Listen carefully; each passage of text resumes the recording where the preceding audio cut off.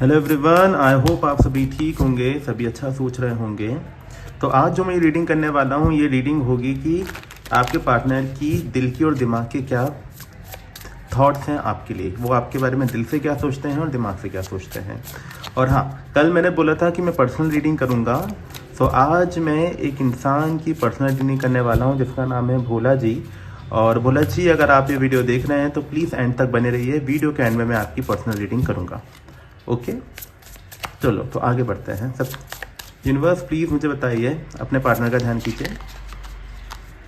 Universe please मुझे बताइए, मेरे जो भी व्यूअर्स हैं, ये जिस किसी भी पार्टनर का ध्यान कर रहे हैं, उनकी दिमाग की क्या भावनाएं हैं। Queen of swords, 6 of cups, 4 of wands, the moon. Universe मुझे बताएं इनके दिल में क्या चल रहा है। 7 of swords, 9 of swords, 5 of swords, page of pentacle, page of wands। Okay, चलिए शुरू करते हैं। तो देखो, ऐसा है कि अगर मैं आपके पार्टनर की सबसे पहले दिमाग की भावनाओं की बात करूं तो यार, दिमाग से ऐसा है कि आपके पार्टनर जो हैं वो काफ़ी ज़्यादा प्रैक्टिकल माइंडसेट के हो रखे हैं। प्रैक्टिकल माइंडसेट का यहाँ पर ये मतलब है कि आपके जो पार्टनर हैं, ये दिमाग से इतना सोच रहे हैं कि अभी इन्होंने अपने सारे इमोशंस को साइड कर दिया है। ये किसी बात से नाराज़ हैं आपकी। शायद इनको आपकी किसी बात की कुछ बात ऐसी है जो आपकी बुरी लगी है इन्हें, और शायद हो सकता है कि आप दोनों के बीच में किसी तरीके की लड़ाई हुई हो या आपने कुछ बोला हो इनको, तो ये बात इनके दिल में घर कर चुकी है, जिसके चक्कर में थोड़े नाराज़ दिख रहे हैं। ये इस तरीके की एनर्जी में है कि अगर आपको ये मिस भी करते हैं तो आप उनको आपकी वो बात याद आ जाती है और फिर वो सोचते हैं कि यार ऐसा भी तो बोला था उसने। Universe clarify queen of source. ये कुछ पैसों रिलेटेड बात है।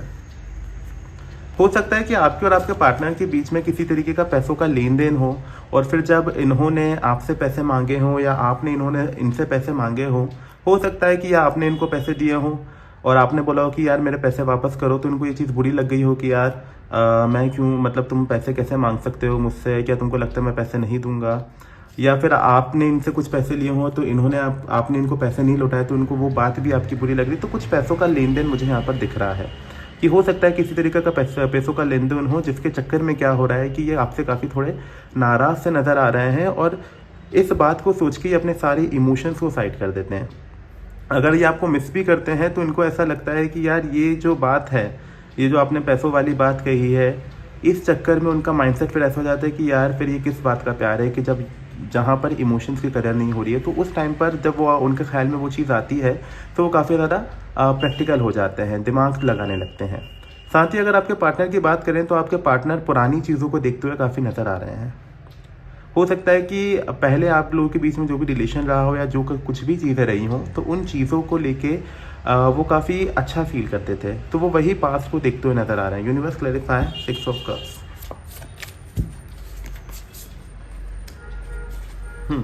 इनको लगता है आप बदल चुके हैं। डेफिनेटली इनको लगता है आप बदल चुके हैं, आपके अंदर किसी तरीके का बदलाव आया है। इनके माइंड में ये चीज़ है कि पहले आप बड़े अच्छे हुआ करते थे, पहले आप बड़े लविंग केयरिंग हुआ करते थे, लेकिन सडनली हुआ ऐसा है कि आपके अंदर के इमोशंस कम हो चुके हैं, आप बदल गए हो, आप में वो बात नहीं रही है, आप इनको एक्सप्रेस नहीं करते हो ज़्यादा चीज़ें, आप इनकी चीज़ों में, या अगर आपके लिए कुछ कर रहे हैं तो आप उतनी हैप्पीनेस नहीं दिखाते हो, उतना एक्साइटेड फील नहीं कराते हो। सो हो सकता है कि पास्ट में आप दोनों का रिलेशन काफ़ी अच्छा रहा होगा, और अभी सडन जब आप में बिहेवियर में आपके चेंज आया है, इनको लगता है कि आपके बिहेवियर में कुछ चेंज आया है, जिसके चलते काफ़ी ज़्यादा अपने आप को ये फील करते हैं कि यार पहले चीज़ें इतनी बेटर थी, अब है कि इंसान इतना एक्सप्रेसिव नहीं है, चीज़ों को लेके खुश नहीं होता है और काफ़ी ज़्यादा इग्नोरेंस मूड में रहता है। अगर कोई प्यार भरी बातें करो भी तो इग्नोर कर दी जाती है या तो बात की नहीं जाती है। अच्छा, यहाँ पर मुझे एनर्जी दिख रही है कि नो कांटेक्ट भी है यहाँ पे, और ऑन एंड ऑफ कांटेक्ट मुझे ज़्यादा दिख रहा है यहाँ पे। नो कांटेक्ट तो है ही, लेकिन ऑन एंड ऑफ कांटेक्ट भी मुझे काफ़ी दिख रहा है, जहाँ पर बात होती है फिर लड़ाई होती है और फिर बात नहीं होती है। सो इस तरीके की एनर्जी भी मुझे दिख रही है, जहाँ पे आपके पार्टनर जो हैं पास्ट की चीज़ों को लेके सोचते हैं कि पहले सब कुछ बड़ा बेटर था, लेकिन अब ये जो इंसान है ये इतना क्यों बदल गया है, कि इतना प्रैक्टिकल माइंडसेट क्यों दिखा रहा है, पैसे मांगने वाली बात करता है और उसके बाद इसके अंदर के इमोशंस जा चुके हैं, तो इसके अंदर किसी तरीके का बदलाव क्यों आ रहा है? मुझे यहाँ पर लग रहा है आप किसी मैरिड पर्सन से डील कर रहे हो। बहुत लोगों के लिए मुझे यहाँ पे केसेस दिख रहे हैं कि आप किसी मैरिड पर्सन से डील कर रहे हो, या फिर हो सकता है कि आपके पार्टनर जो है वो किसी तरीके की कमिटमेंट में है। ये चीज़ मुझे दिख रही है कि वो इस तरीके की कमिटमेंट में है जहाँ पर वो चीज़ छोड़ नहीं सकते और वो आपको समझा भी नहीं सकते हैं, और आपका बिहेवियर काफ़ी ज़्यादा रूड हो चुका है। सो आपके पार्टनर जो है ये बड़ी ही कश्मकश वाली एनर्जी में है, जहाँ पर ये जिसके साथ है उसे छोड़ नहीं सकते हैं, और साथ ही अपने आप को आपके टूवर्ड्स उस तरीके से समझा नहीं पा रहे हैं जिस तरीके से वो चाहते हैं वो समझा सकें। Universe clarify 4 of wands too please, क्या चीज़ है ऐसी?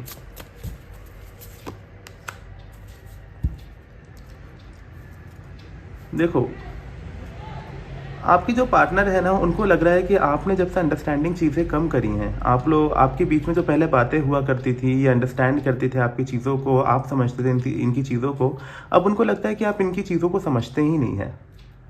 ये आपको कितना समझाने की कोशिश कर रहे हैं या करती हैं, लेकिन बात वही आ जाती है कि आपको समझना नहीं चाह रहे हो।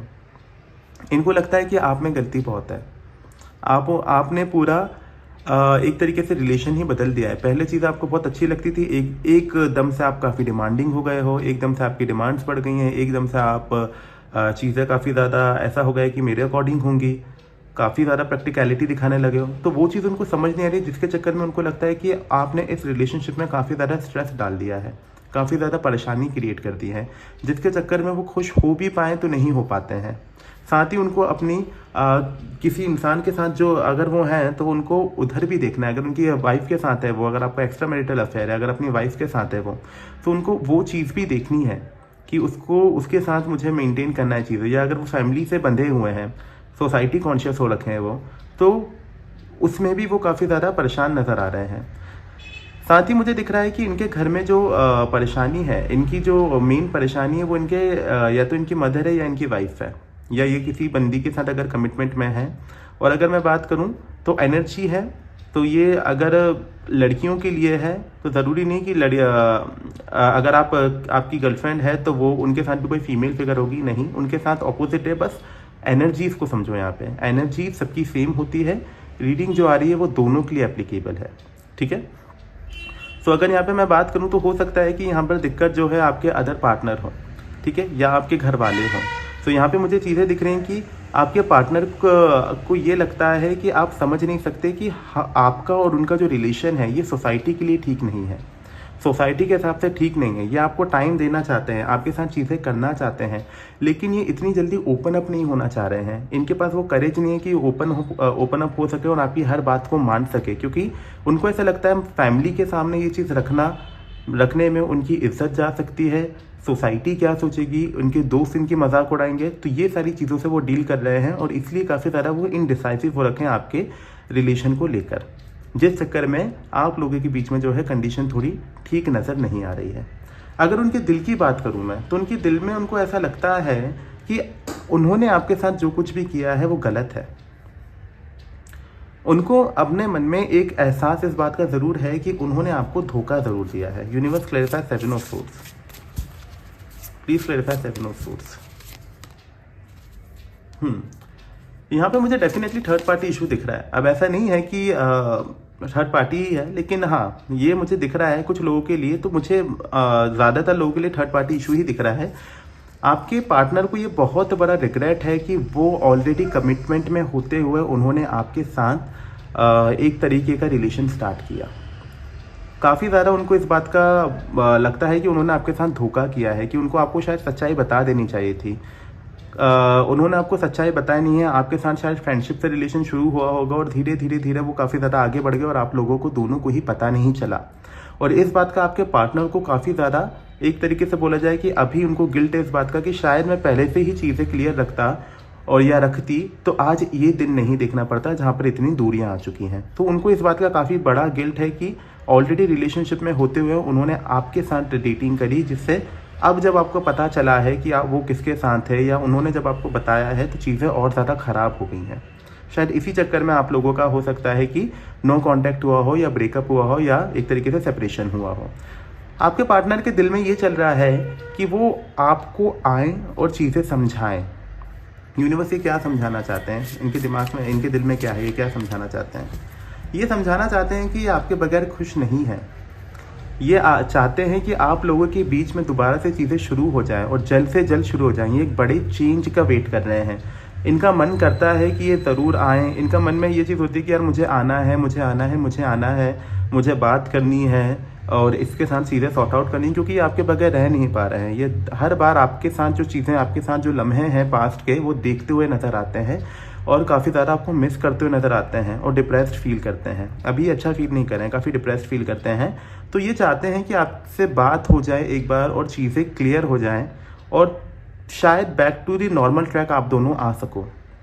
लेकिन वहीं पर इनको यही ख्याल सताता है कि यार अगर मैंने ये एक्शन लिया और अगर आपने कुछ गलत कर दिया तो फिर दिक्कत हो जाएगी। तो इसलिए ये काफ़ी ज़्यादा परेशानी में है, काफ़ी स्ट्रेस में। इनको समझ नहीं आ रहा है कि इनको करना क्या चाहिए। इनको लगता है कि अगर ये स्टेप ले लिया, अगर ये आपके पास आ गए और फिर से कुछ बड़ी परेशानी खड़ी हो गई तो फिर इनकी फैमिली के भी नहीं रहेंगे, ये ऊपर से ये आपके भी नहीं रहेंगे और फिर दुनिया में भी इनके साथ होगा कि लोग बाग भी इनको जज करेंगे बुरी नज़र से। तो इसलिए ये चीज़ समझ नहीं पा रहे हैं, ये चीज़ बता नहीं पा रहे हैं या आपके पास आकर चीज़ें कंफर्म नहीं कर पा रहे हैं, कन्फ्रंट नहीं कर पा रहे हैं कि क्या सिचुएशंस हैं इनकी। लेकिन ये काफ़ी ज़्यादा परेशान दिख रहे हैं मुझे। तो आना ये चाहते हैं, लेकिन इनको वही लगता है कि अगर मैं आया और अगर आपने कोई गलत एक्शन ले लिया इनके अगेंस्ट तो चीज़ें जो हैं वो और ज़्यादा ख़राब हो सकती हैं, जो कि ये अभी नहीं चाहते हैं। आपके पार्टनर जो हैं एक तरीके से मैं बोलूँ ना तो कुछ न्यू आइडियाज़ और आगे बढ़ने का सोच रहे हैं। इनके मन में ख्याल है कि शायद ये आपके साथ चीज़ें नॉर्मल वे से स्टार्ट करें, आपको चीज़ें समझाएं। इनके मन में ये चीज़ आती है, दिल में इनकी ये चीज़ आती है कि यार आपके साथ चीज़ें बड़ी बेटर हैं, बेटर थी। तो ये चाहते हैं कि ये दोबारा से नई चीज़ शुरू करें और इस बार इस तरीके से करें, नया प्लान इस तरीके से किया जाए कि आप दोनों के ही फेवर में वो चीज़ हो। साथ ही आपके पार्टनर जो हैं किसी तरीके का एक्शन लेते हुए मुझे नज़र आ रहे हैं। इनके दिल में एक्शन तो है, ये मतलब चाहते हैं कि एक नया प्लान बनाऊं, चीज़ें करूं जिससे मैं इसके पास आ सकूं।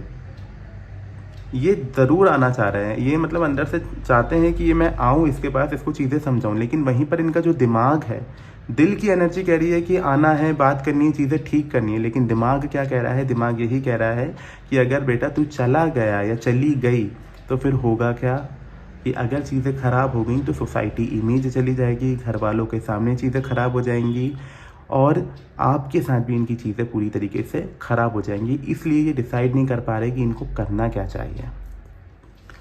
ओके, सो देख लेते हैं कि इस चीज़ में आपके लिए क्या गाइडेंस है। यूनिवर्स मुझे बताएं, मेरे व्यूअर्स जो हैं इनके लिए आप क्या गाइडेंस देना चाहते हैं।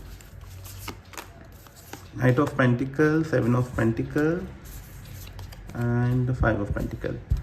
ठीक है, पेंटिकल की एनर्जी ज़्यादा है यार आज बहुत। ओके, तो यूनिवर्स सबसे पहले आपको ये कहना चाहते हैं कि आपने क्या कर रखा है ना, खुद को बंद कर रखा है इनके थॉट्स में, इनके ख्यालों में। यूनिवर्स कह रहा है अपने आप को रिलीज़ करो, इनके बारे में इतना मत सोचो, अपने आप को रिलीज़ करो। आपके सामने दुनिया पड़ी है, उस दुनिया पे देखो कि चीज़ें कैसी हैं। आप वो चीज़ें नहीं देख रहे हो, आपने एक कमरे में खुद को बंद कर लिया है, ठीक है ना। आप कमरे में बंद करने का मतलब ये नहीं कि आपने लिटरली खुद को कमरे में बंद कर लिया है, मतलब ये है कि इनके थॉट्स में आपने अपने दिमाग को बंद करके रखा है। तो यूनिवर्स कह रहा है उन सारी चीज़ों से बाहर निकलो, इतना इनके बारे में मत सोचो। आपको थोड़ा पेशेंस रखना है क्योंकि धीरे धीरे ही चीज़ें जो हैं वो बदलती हुई नज़र आएंगी आपकी लाइफ में। हो सकता है धीरे धीरे आपके पार्टनर जो हैं वो क्या करेंगे, चीज़ों को बदलने की कोशिश करेंगे क्योंकि वो आना तो चाहते हैं लेकिन प्रोसेस काफ़ी स्लो है। धीरे धीरे आएंगे, सोच समझ के आएंगे। दिमाग उनका रोक रहा है उन्हें, लेकिन दिल से तो वो चाह रहे हैं कि वो आ जाएं। तो धीरे धीरे आपके अंदर चेंजेस आएगा। तो थोड़ा पेशेंस रखो और अपने आप को थोड़ा फ्री करो। बहुत ज़्यादा आपने अपने ऊपर बर्डन ले रखा है, बहुत ज़्यादा सोच रहे हो आप। साथ ही आपके पार्टनर, अगर यूनिवर्स आपसे ये कह रहे हैं कि अपने आप पे फोकस करो। आपको क्या लगता है कि आप कुछ भी काम करते हो या इस रिलेशनशिप में कुछ भी एफर्ट्स लगाते हो तो आपका वो एफर्ट्स जो है वो आपके फुलफिल नहीं हो रहा है, वो मेहनत आपकी ज़ाया जा रही है, वेस्ट हो रही है। तो यूनिवर्स कह रहा है ये मत सोचो, आप अपने कर्मों पे फोकस करो, आप जो कर्म कर रहे हैं आप उस पर फोकस करो, रिजल्ट आपको एक ना एक दिन ज़रूर मिलेगा ही, बस अच्छा सोचो। तो ये तो थी आज की रीडिंग। आई होप आपको रीडिंग पसंद आई है। रीडिंग पसंद आई है तो लाइक करें, शेयर करें, सब्सक्राइब करें। और अब बारी है एक पर्सनल रीडिंग की, भोला जी की। तो भोला जी अगर आप ये रीडिंग देख रहे हैं तो ये रीडिंग आपकी है। तो यूनिवर्स मुझे बताइए कि जो भोला जी हैं, भोलानाथ यादव जी जो हैं,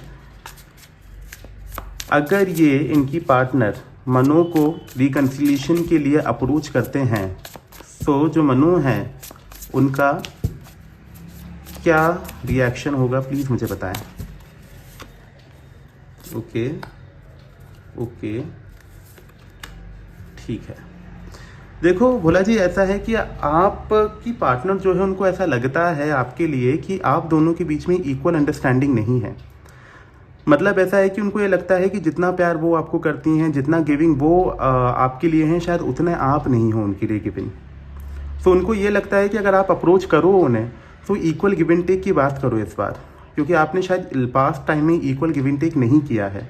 तो उनको इस बात का काफ़ी दुख है, इस बात की काफ़ी चीज़ें उनको सता रही हैं कि भाई इक्वल गिव एंड टेक आपने रखा नहीं है। तो अगर आप इस बार अगर आना चाह रहे हैं तो आप क्या करें, एक बार को सोच समझ के जाएं। अगर आप इक्वल गिव एंड टेक उनको दे सकते हैं, जो उनकी डिमांड है, अगर वो आप फुलफिल कर सकते हैं तो आप उनको अप्रोच कर सकते हैं।